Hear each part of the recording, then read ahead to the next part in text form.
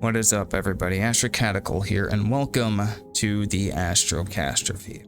Tonight's episode is going to revolve around the controversy surrounding Eastern Palestine and its recent visit from former President Donald Trump and the Secretary of Transportation, Pete Buttigieg.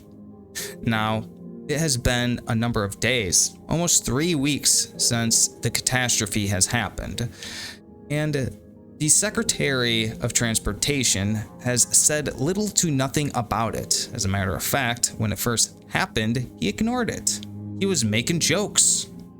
But now that the former president has traveled to Eastern Palestine, a predominantly right-wing Republican voting bloc, Pete Buttigieg has decided that, hey, now it's his turn.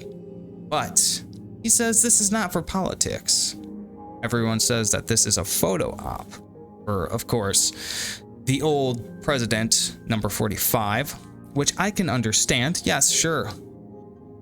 President needs publicity. Without publicity and public perception, you have nothing. But I concur. Yes, maybe this isn't all about the people of Eastern Palestine, but it certainly seems that way when you're the first one to beat everybody else to the punch. And this is something the Democrats do not seem to understand and will never understand because they do not know human emotion. Whether Donald Trump is sincere or doing it just for himself is irrelevant. What happened is he was the first one to get there. He beat the contemporary Secretary of Transportation to the punch. Now, I don't know what that says to people out there, but that certainly makes me think that as a voter, I think he has won Ohio already. Anyways, we have a splurge of videos to go through tonight.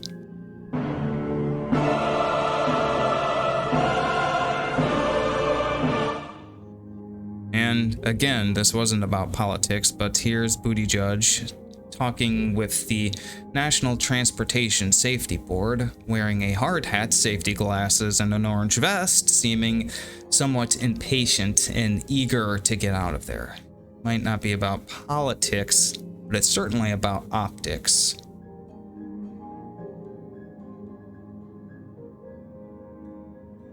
So if you were at all curious what was going on with the administration while Trump and Buttigieg traveled to East Palestine, they were falling up a flight of stairs. Again. And this one is from C-SPAN. It is a video of Donald Trump buying the entire fire department McDonald's. And we're going to get the meals for the fire department. Hello, everybody. So I know this menu better than you do. Jeez. I probably know it better than anybody in here. Take care of the pieces, right? And what we do is all the people that are in here right now. I don't have to give you. That's right. That's a good one. Now, I know McDonald's is like a far cry from like Five Guys or In-N-Out Burger, but I think, you know, if the guy's gonna make a photo op, then make a photo op, you know? I think it's a better suit than to wear a pair of dress shoes and dodge questions from reporters. Just putting that out there. Plus the people that are in here, they're going to get a nice free meal, all right? Thank you, everybody. Thank you. Nice. Good one, huh? You just gotta watch the charisma he has too. That is one thing I do respect about him, is he has wonderful charisma. He works with people in such a way that you don't get this out of politicians. And I think this is why people like him. Just watch how he interacts with them when they want his pictures. Yeah, he seems a little pressed for time, but he's willing to do it. Because when they heard I was coming, they all came. They weren't going to come. They were going to leave you abandoned, and now they're not. The owner over here, he saw that. I helped out all the money. You did a good job. These guys. You did a good job. Compliments him. Give us a nice array administrative stuff, take care of the people, and I'll see you later, okay? Thank you all. Can I get a picture with you? Very good body language. Well, I think you should. Stevie, come here.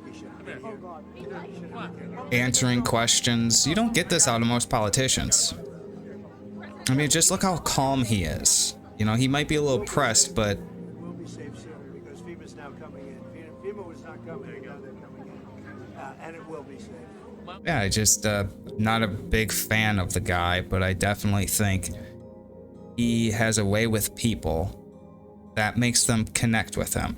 And it's really hard to trust someone, especially a politician, when you cannot connect with them.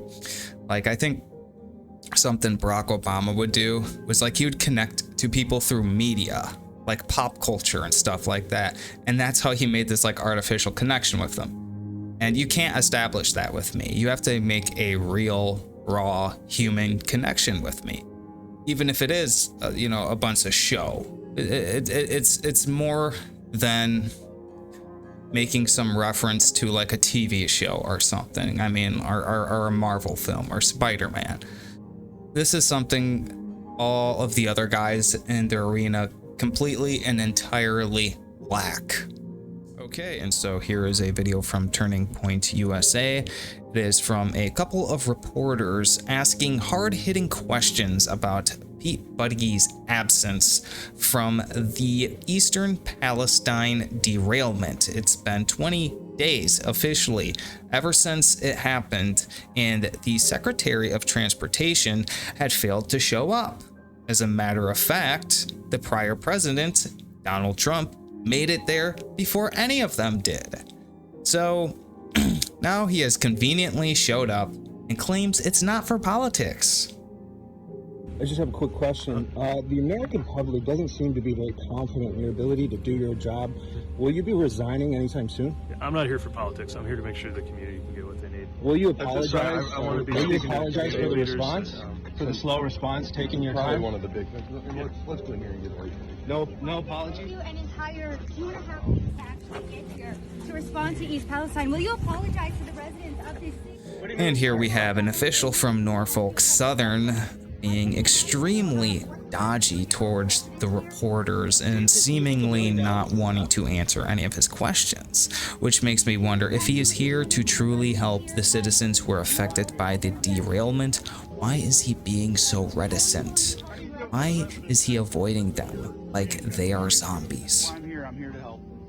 And here he is again, just stalling and smiling at the camera, smiling at the reporter, being smug, condescending. You know, he's looking at all of the people out there who's watching him, and he's just got that blank, numb stare like some sales clerk that is trying to make you go away. Department of Transportation. Yes, I'm proud of what FRA and PHMSA have done here from day one, from the first minutes, or at least the first hours of this response. What I'm really proud of is the community that I saw here. You've got federal agencies, you've got local first responders, you got states, but most of all, you got a community that's been through a lot that I think is pretty frustrated with. Yeah, because none of that happened until Donald Trump came out. None of that happened until he decided to visit, and then this forced everything into play. That's why they are frustrated. To take political advantage of this situation, and my focus is going to be to make sure that our freight rail system gets safer.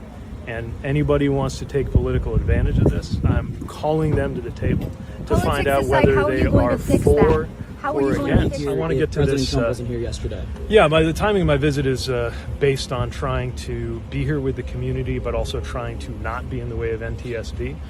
Maybe I got that timing right, maybe not. But the most important thing for me right now is that doesn't wind up allowing people to change the subject and block needed rail regulation. Again, I'm on my way to the media availability, but appreciate it.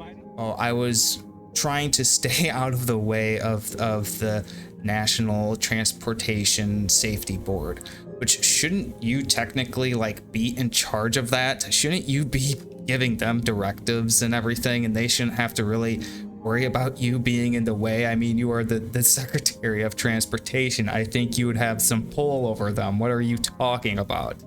What What has the administration been up to? Where's Joe Biden during all of this? He can't be in Ukraine, can he?